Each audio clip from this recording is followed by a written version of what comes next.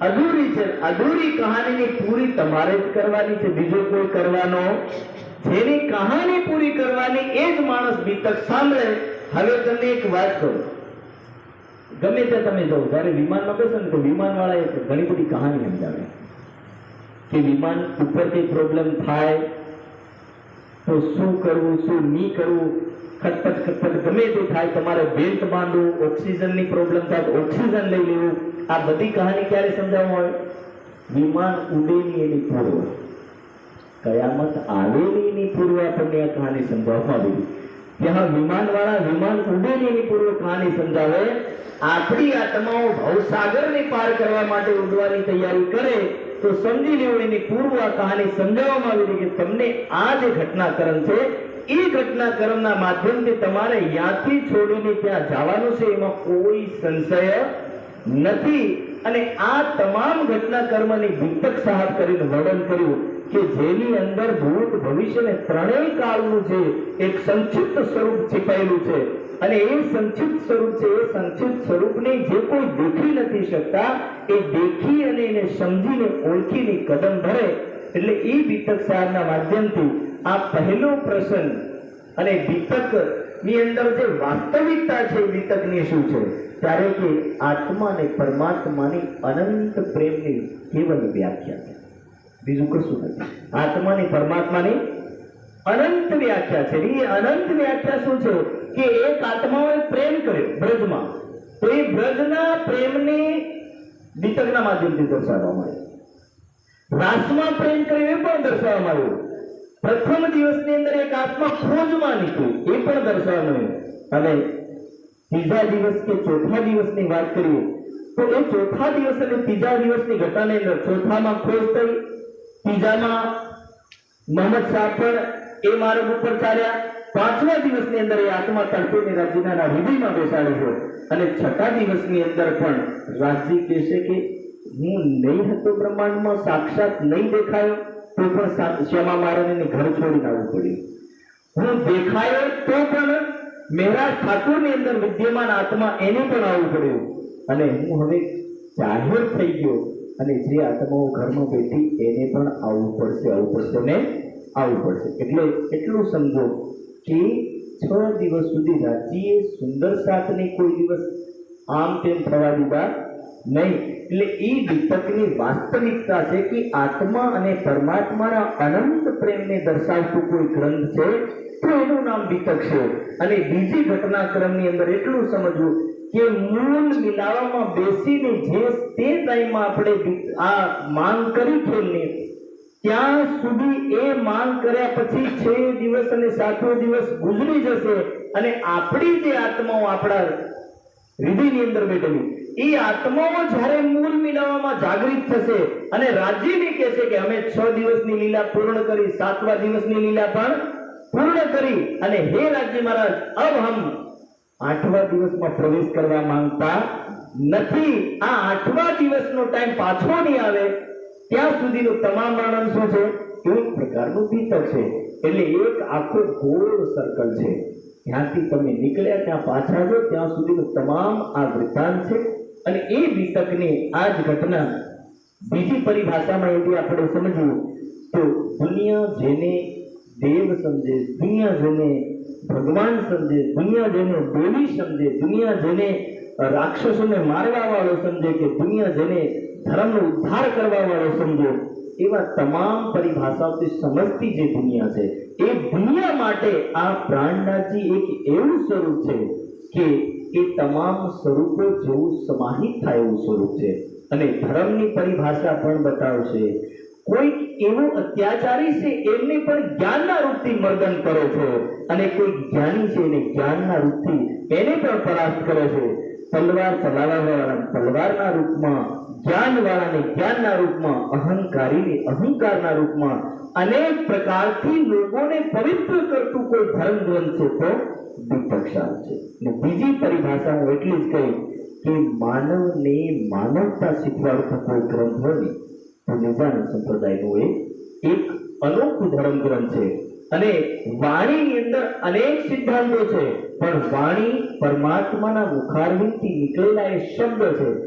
એની અંદર ઉદાહરણો એટલા બધા નથી, પણ આ દીપક ઉદાહરણો બતાવે છે. લોકો કઈ ભાષા સમજે? એક વાત કહું છું, દીપક તમને કેમ સંભળાવું એનું કારણ બતાવું. સાહેબ, મનુ મહારાજે મનુસ્મૃતિ સર્જન કર્યું. એક ગ્રંથનું નામ છે, ચોપડી છે, આપણે ધાર્મિક ગ્રંથ છે મનુસ્મૃતિ. હવે મનુસ્મૃતિનું જ્યારે ગ્રંથનું સર્જન થાય તો મનુ મહારાજ એક જગ્યા સભા લેતા હતા. સભા લેતા લેતા મનુ મહારાજે લોકોને પૂછ્યું કે તમને જ્ઞાન ઉતરે છે? તો લોકોએ કીધું મહારાજ, આ જ્ઞાન નામની વસ્તુ ઉતરતી જ નથી. પહેલી વાત, તમે શું બોલો ને અમે શું સાંભળો અમને કઈ ખબર પડતી નથી. કારણ કે ઈ સંસ્કૃતમાં સંભળાવે, લોકો ખડી દેશી ભાષા શીખેલા એટલે એમને કઈ ઉતરતું જ નહીં. એટલે મનુ મહારાજ કે હવે આ લોકોને જ્ઞાન ઉતારવું તો ઉતારવું કઈ રીતે? એટલે મનુ મહારાજે પૂછ્યું કે તમારે શું જાણવું છે? તો કે અમારે ધર્મ જાણવો છે, પણ ધર્મને જાણવું કઈ રીતે? તો મનુ મહારાજ કહે છે કે તમે વેદ વાંચો. તો એ કઈ ઊભો થઈ ગયો, જેને શેઠ ની બેહી હોય તે ઊભો થાય કે મહારાજ, વેદના ઈ શબ્દ ઈ તમને સમજણ નથી પડતી એટલે તમે સત્સંગ નથી સાંભળતા. એટલે ઈ ટાલો પડ્યો તો એ મનુ મહારાજે કીધું વેદ છોડ દો, કે ચારો વેદ છોડો, એ કઠિન પડે, કે તમે સ્મૃતિઓ વાંચો, થોડુંક નીચેનું જ્ઞાન છે. એક બીજો ઉભો થયો હતો કે મહારાજ ઈ પણ દિમાગમાં ચડતું નથી, ઈ પણ અમને ચડતું નથી. એટલે હવે મનુ મહારાજ થાક્યા. મનુ મહારાજ કે નથી આ લોકોને સ્મૃતિ ખબર પડતી, ઈ પણ એક પ્રકારની ચોપડી છે, વેદ પણ એક પ્રકારના ગ્રંથો છે, આ કઈ સમજણ નહીં પડે, આને સમજાવું કઈ રીતે? તો મનુ મહારાજે ત્રીજો એક શબ્દ રચ્યો, સદાચાર. શું શબ્દ બનાવ્યો ને? સદાચાર. તો કે મહારાજ આ સદાચાર ને કરવું કઈ રીતે? તો કે સાધુ સંગતિ. શું કીધું? સાધુ સંગતિ. અને કિરંતન ગ્રંથમાં એક પ્રકરણ આવે છે, હવે સુદર્શો સાધ સંગત થકી. એક પ્રકરણ આવે છે, વાંચો 128 પ્રકરણ વાંચો તમે. જ્યારે જ્યારે કઈક એવો પ્રસંગ આવે, લાસ્ટની 53 નંબરની ચોપાઈની આગળની ચોપાઈ વાંચવા જેવી છે. એ કે છે હવે સુદર્શો સાત સંગતથી. કે કયા સંગતથી સુધરો? તો કે કઈ નહીં કરો, તમે ખાલી દેખો. દેખવા માટે મહારાજ કયા? તો કે બ્રહ્મનિષ્ઠ ગુરુને દેખો. બ્રહ્મનિષ્ઠ ગુરુને દેખો એટલે તમને ગમે તે કઈ તો શીખવા મળશે. તો બ્રહ્મનિષ્ઠ ગુરુ કેવા હોવા જોઈએ? તો કે બ્રહ્મના ચિંતનમાં સદા ડૂબેલા ને એના આનંદમાં સદા પડી રહે એવા ગુરુનો તમે કેવલ સંગતિ કરો. એટલી સંગતિ તમે સદાચારથી શીખી જાઓ. ને આ પરંપરા અપનાવવામાં આવી. એટલે આદિ તો આપણી સંગતિ જ છે. પૂજ્ય સ્વામીજી જેવા મળી જાય, સરકારશ્રી જેવા મળી જાય, તમે ગમે તેવા ક્રોધી હોય પણ સ્વામીજી સામે આવીને ઉભા થાય, તમે શું કરો? બોલો. એક જ પ્રસંગ, અમારી જેવા તો તત્કાલિક ઘટનાઓ છે, કારણ કે સંસ્થામાં બધા બનાવ હોય, પણ ગમે તેવો ક્રોધ આવે, પૂજ્ય સ્વામીજીનો જો ફોન આવ્યો હોય, ઉભા થઈ ગયા હોય, તો એનું એક જ ઉદાહરણ છે, પાણીની જેમ વહી જવું. બોલો શ્રી પ્રાણનાથ. આ સાધુ સંગતિ નો છે. હજુ સ્વામીજી કે બેટા ક્રોધ નહીં કરવો, નહીં કરવો, પણ ક્રોધ નહીં ઉતરે. પણ જો સ્વામીજી ઉભા થઈ જાય તો ગમે તેવો ક્રોધ પણ એ ટાઢો પડી જાય. અને ગમે તેવા ગલત કામ કરે ને, પણ સ્વામીજી જો સામે બેઠા હોય તો આપણને એવું લાગે નહીં યાર, સ્વામીજી જેવા સંતોને જોડે લઈને આવું કરવું તો શોભા નહીં આવે. એટલે મનુ મહારાજ બહુ સમજદાર હતા. એમની એક જ વાત કીધી કે સદાચાર સંગતિ સાધુ સંગતિ. તો એ સંગતિમાં સાધુ સંગતિનું વર્ણન કર્યું. એટલે મને એ શબ્દ યાદ આવે ને, એ શબ્દ યાદ આવે ત્યારે મને દીપક ઘણી વાર યાદ આવે કે દીપક એક સાधु संगति. काश यदि प्राणनाथ जी नहीं निकले होते तो 5000 की जमात नहीं निकली होती. सोचने वाली बात. संगति ही उनको बाहर ले आई. प्राणनाथ जी नहीं निकले होते तो प्राणनाथ जी के जो 5000 की जमात है वो बाहर नहीं निकलती. वो बाहर नहीं निकलती तो शायद पन्ना जी नाम के धाम का सर्जन नहीं होता. और पन्ना जी नाम के धाम का सर्जन नहीं होता, गीतक जैसे ग्रंथ का सर्जन नहीं होता.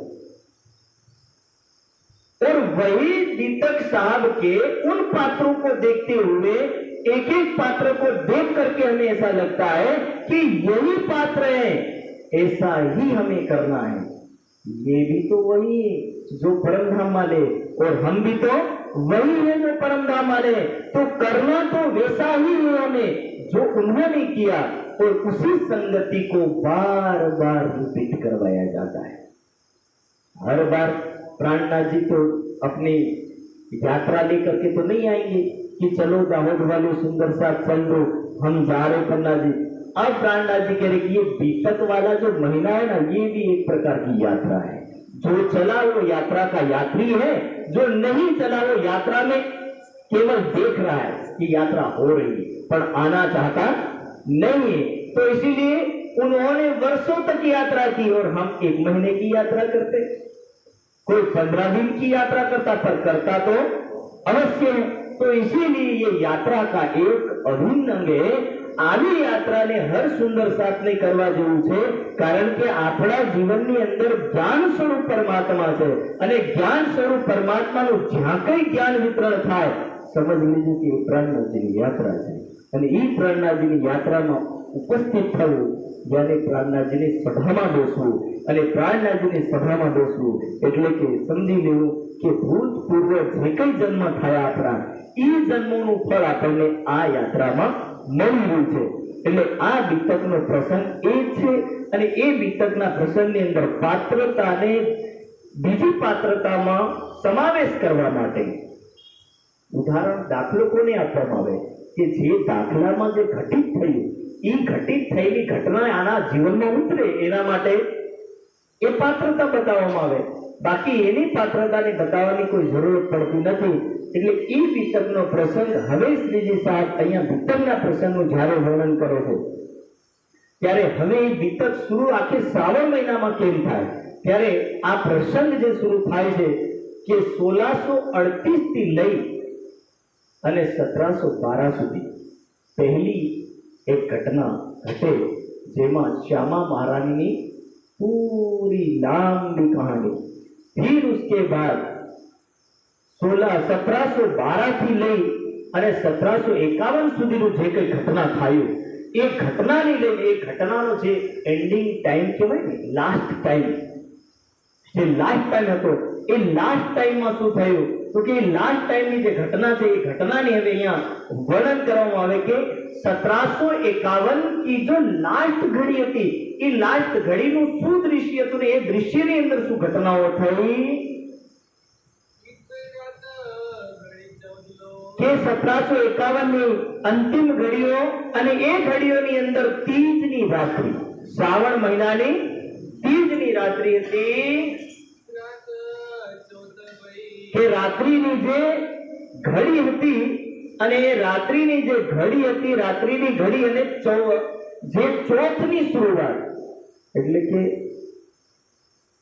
સવારના 5:30 પછીનો જે ટાઈમ હતો એ ટાઈમમાં શું થયું, કેટલી ઘડી બાકી રહી બોલજો, બોલો શ્રી પ્રાણનાથ। ઘડીઓનું વર્ણન હું ઘણી વાર કહું છું, 22.5 મિનિટની એક ઘડી થાય, કેટલી મિનિટની 22.5ની। હવે અહીંયા શું કીધું 2 ઘડી બાકી રહી, કેટલી ઘડી બાકી રહી 2 ઘડી એટલે 45 મિનિટ બાકી રહી, એટલે કેટલો ટાઈમ થયો હશે 5:15 વાગ્યા, રાત્રિના 5:15 વાગ્યા। આગળ 45 મિનિટ એડ કરશું તો 60 મિનિટ થાય ને, તો કે 5:15 નો ટાઈમ હતો ત્યારે એમ તો શ્રીજી સાહેબ સદા નિરંतर ध्यान साधना में ही रहते थे, पर કારણ કારણ જેવું થયું કે તીજની ઘડીનો ટાઈમ થયો ને છતાં અરે 5મા દિવસનો એન્ડિંગ ટાઈમ થાય। 5મો દિવસ એટલે આ વાળો નહીં ગણવાનો કે શનિ સોમવારથી લઈને શુક્રવારે 5મો દિવસ પૂરો થાય। 5મો દિવસ એટલે બ્રહ્માંડની અંદર નિજાનંદ સંપ્રદાયની અંદર 7 દિવસોનું વર્ણન અને 7 દિવસોમાં જે 5મો દિવસ હતો એ મેરાજ ઠાકોરના તનની અંદર વિરાજમાન થઈને પરમાત્માએ એ લીલા કરી, એ લીલાનો જે લાસ્ટ ઘડીની લાસ્ટ ટાઈમ હતો તો કે એ આત્માની શક્તિઓ આપી છે। શું આપી? શક્તિઓ આપી। જેટલી શક્તિઓ આપી, કેટલી શક્તિઓ આપી? ટોટલ 5 શક્તિઓ આપી હતી અને 5 શક્તિઓ આપી અને રાજજી મહારાજે આત્માને શું બનાવ્યું આ દુનિયાની અંદર કે એ આત્માને રાજજી महाराजे पूरी शोभा दी और पूरी शोभा देने के बाद એ આત્માને પૂરો હક આપ્યો કે જાગરી બ્રહ્માંડની અંદર તમારે જાગરીનું કાર્ય કરવું છે ને રાજજી મહારાજ એ તનની અંદર લીલા વિરાજમાન થઈને લીલા કરે છે। પણ 7મો દિવસ અરે 6મો દિવસ હવે શરૂ થવાનો એટલે 5મા દિવસની લીલાને બંધ કર્યા વગર 6મો દિવસ કોઈ દિવસ શરૂ થાય નહીં। એટલે કે 4થા દિવસનો જ્યારે ટાઈમ હતો અને શરૂઆત થઈ ત્યારે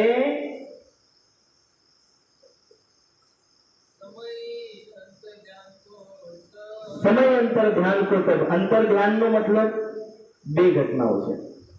એક માણસ મરી જાય એટલે સીધા આપણે શું કહીએ મરણ થાય, પણ સાધનામાં બેસે ને એને મરણ નહીં કહેવાય.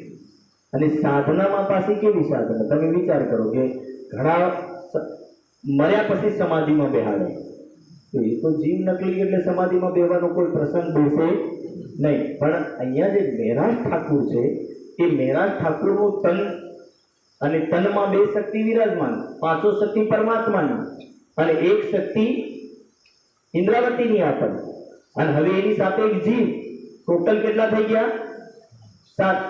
આધ્યાત્મિક જીવનની જે વાતો છે સમજવા જેવી છે. 5 શક્તિ પરમાત્માએ આપી, એક શક્તિ આત્મા અને એક શક્તિ જીવ, ટોટલ 5.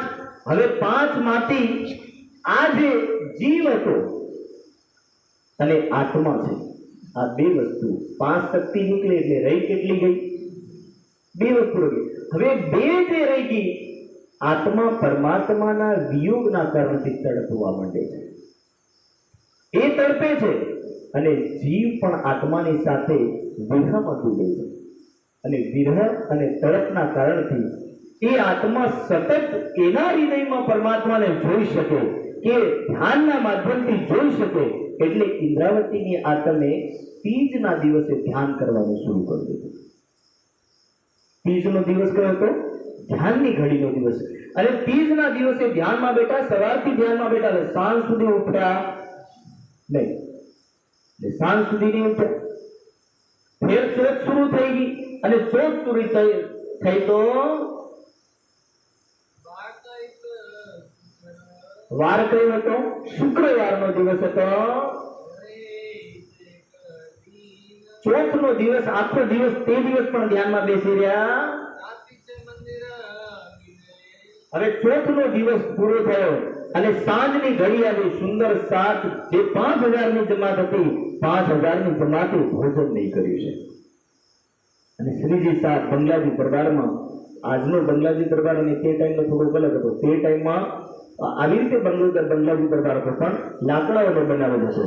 તો આખો દિવસ ધ્યાનમાં બેઠા અને ચોથનો દિવસ સાંજનો થયો એટલે શ્રીજી સાહેબે આંખો ખોલી, જોયું કે 5000ની જમાત બેઠેલી.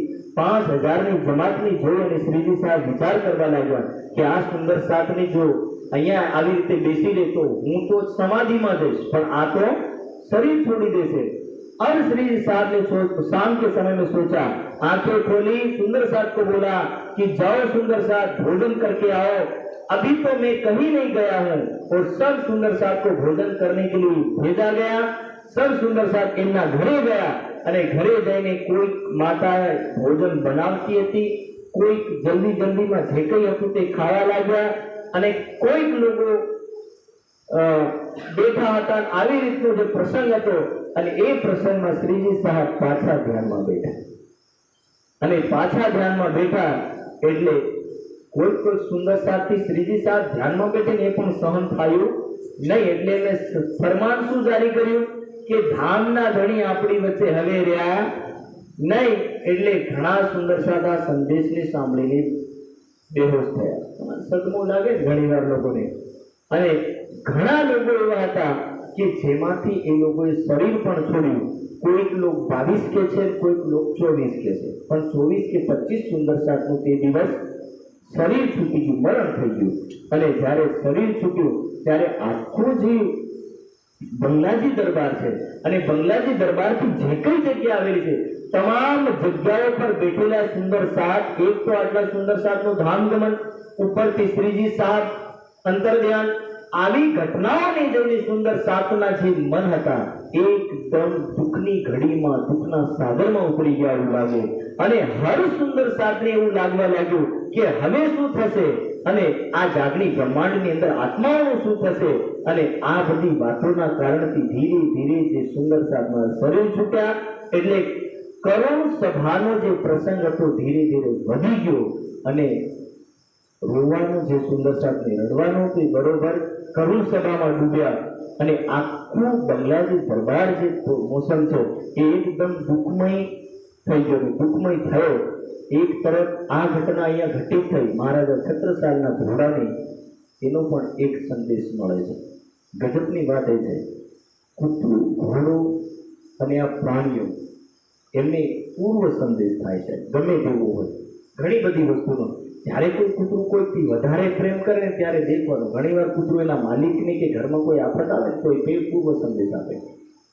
મહારાજા છત્રસાલનો ઘોડો ભલેભાઈ એના આંખોથી આંસુ ટપકે છે. આંસુ ટપકતા આ ઘોડાના મહારાજા છત્રસાલ રાજમહેલથી બહાર નીકળે.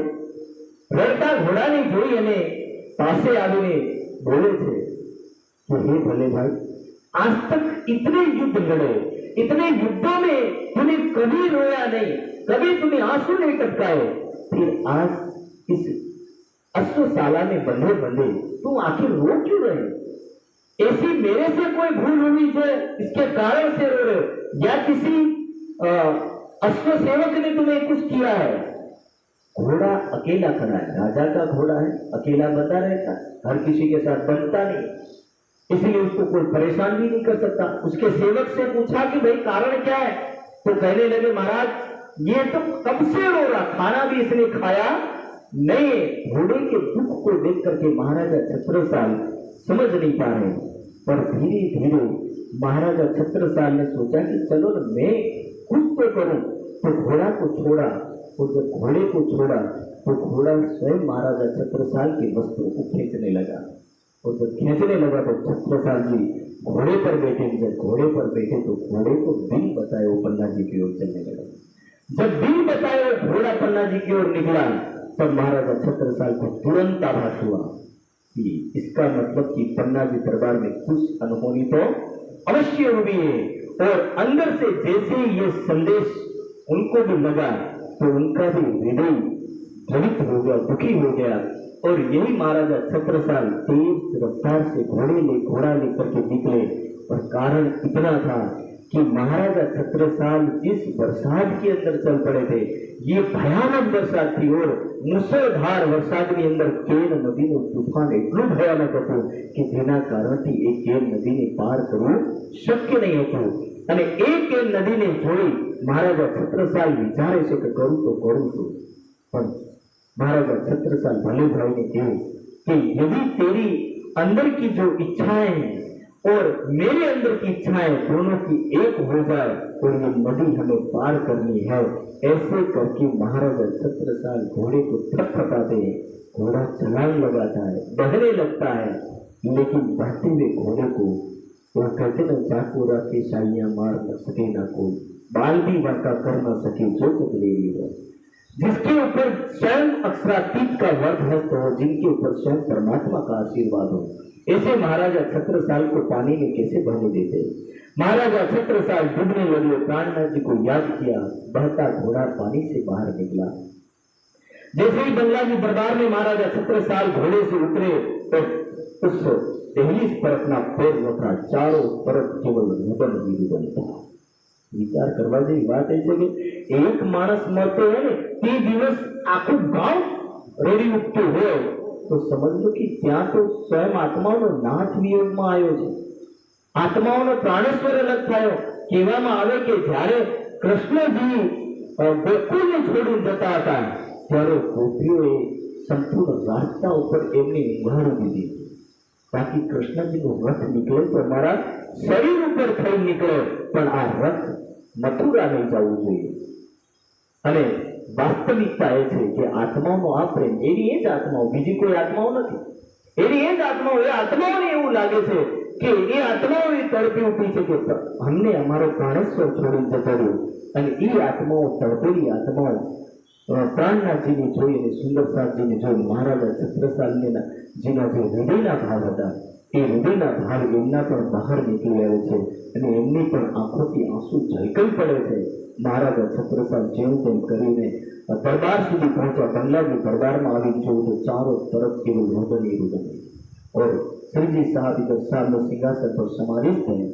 महाराजा छत्रसाल समाधि स्वयं आकर के बैठे हैं सामने. और सामने आकर के बैठ करके महाराजा छत्रसाल कहते कि हे धामधनी, आपका छत्ता आपके चरणों में हाजिर है, अब तो आंखें खोलो. एक बार बोला, दो बार बोला, तीसरी बार बोला, पर तीसरी बार के बोलने के बाद भी आंखें नहीं खोली.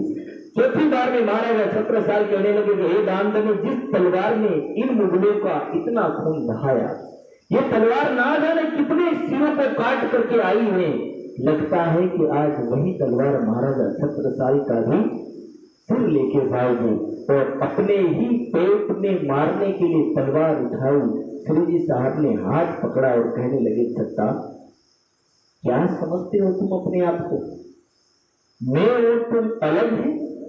तुम्हें ऐसा लगता है कि मैं तुम्हें छोड़ के चला गया, कि हे छत्ता, मैं तुम्हें छोड़ के नहीं गया हूं, मैं तो तुम्हारे साथ हूं। तो छत्रसाल को विश्वास दिलाने के लिए अपने पीठ के ऊपर जो कपड़ा था वो कपड़ा हटा करके दिखाया। उनको पता चला कि तुम्हारे घोड़े के चारों चार पैर तो मेरी पीठ पे छपे हुए, एक बार आकर के तो देखो तो सही। महाराजा छत्रसाल देखते हैं कि आप तो वहां थे नहीं। तब उनको समझ में आया कि मैं वहां अकेला नहीं था, मेरे प्राणेश्वर मेरे साथ थे, साथ में थे, पर बस हमें इतना था कि हमें विश्वास और भरोसा नहीं था। और यही भरोसा दिलाने के लिए ये प्रसंग हर सुंदर साथ को याद दिलाता है कि हर सुंदर साथ अपने आत्मा में आत्मसात करे और इतना ही चिंतन करे कि परमात्मा कहीं दूर नहीं, हर शहरक से नजीक आड़ो पटना द्वार की ये वाणी जो कहती, अपनी वाणी की चौपाई कहती है कि प्राण नली से भी नजीक परमात्मा है, यदि देखना चाहे तो, यदि देखना नहीं चाहे तो बोले वो बहुत दूर खड़ा है। उपनिषद में एक कथन आवे, तदे जति तम ने जति तद दूरे तदवंती के तदंतर से सर्वस्य तदुसारस्य बाह्यत, कि चाहो तो परमात्मा नजीक છે, वरना करोड़ों मील दूर છે। તદે જતી તમ ને જતી તદ દૂરે તદવંતી કે, ઈ નજીક પણ છે અને દૂર પણ છે। ફરક એટલો છે, તમે નજીકમાં માનો છો કે દૂરમાં માનો છો, બરોબર? જે નજીકમાં માને છે એની નજીક પરમાત્મા છે, અને જેને એવું લાગે છે પન્નાજીમાં બેઠો, પરમધામમાં બેઠો, ખરીદી જ્ઞાન કેન્દ્રમાં બેઠો, પણ મારા ઘરમાં નથી બેઠો, તો કે એના માટે સંકટ છે। એટલે ઈ ચોપાઈ અને આ શ્લોક, ઉપનિષદનો શ્લોક અને વાણીની ચોપાઈ, हक शेरक नजीक से आड़ो पटना द्वार, ये अक्षरातीत तुम्हारी प्राण नदी से भी नजीक है, तुम्हारे एकदम अगल बगल में पास में है। और यही श्लोक यही वर्णन करता है। तो वाणी की ये चौपाई महाराजा छत्रसाल को यही याद दिलाती है। महाराजा छत्रसाल कहते कि हे धामधनी, आखिर ये सभा इस तरह क्यों? तब कहने लगे कि छत्ता, इनको मैं समझाने जाऊंगा कि समझ नहीं पाएंगे। कि बेटा तारा पापानो धामगमन થઈ ગયું, હવે તું રડવાનું બંધ કરી પાછો વળી ન થવાનો। બાળકના હૃદયમાં શબ્દ નહીં ઉતરે, કારણ કે જે ઘટનામાં બેઠો ને એના હૃદયની અંદર ખાલી દુઃખ છે, દુઃખ સિવાય બીજું કઈ એને સમજણ પડે કે ક્યારે એને સમજણ પડે કે બીજાના ઘરમાં કોઈનું મરી ગયું હોય ત્યારે એને ખબર પડે કે ના આનો ભાઈ કે આનો દાદો મરી ગયો, આ પાછો વળીને આવે। પણ ખુદના ઘરમાં થાય તો કોઈની ખબર પડે नहीं। એટલે ઈ સુંદર સાતની ક્યાંથી ખબર પડે? એને તમે પ્રેમના શબ્દોથી, જ્ઞાનના શબ્દોથી, એ જ્ઞાન તે દિવસ કોઈ દિવસ ઉતરે નહીં। વિરહામાં ડૂબેલા માણસને તમે ગમે તેવી વાત કરો જ્ઞાની, પણ કોઈ દિવસ એને જ્ઞાન ઉતરી શકે નહીં। આ વ્યાકુલ અને વિયોગનો પ્રસંગ હતો, અને વ્યાકુલ અને વિયોગના પ્રસંગમાં મહારાજા છત્રસાલ કોઈ